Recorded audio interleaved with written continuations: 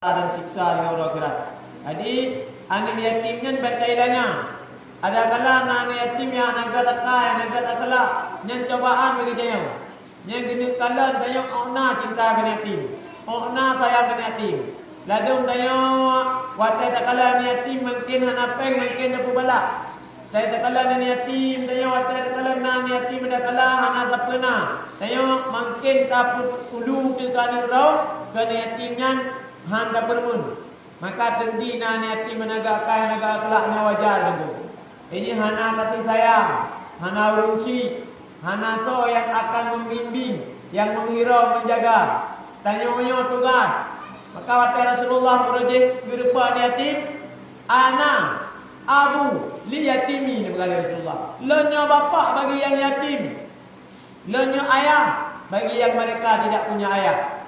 Maka ketika saat ayunan yatim, yatimnya ni pemulia, baik ni penghina, anak yatimnya nagat, hanagat, dijin dan cobaan uji Allah Taala.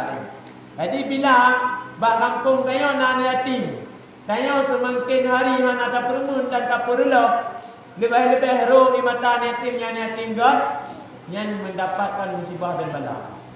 Jadi kibanjit anak yatimnya buta permun. Baik tak harap Allah lebih nyawa karena pemerintah kaya bipeng dari pemerintah nah tutup ring dalam raya panina lebih nyawa bip kekayaan yatim dengan dia yang dia mai tadi ya. Jadi ini perkara putra baik tak anggapkan orang ani yatimnya nasa permun na pagasi na pemerintah na aparat negara baik itu.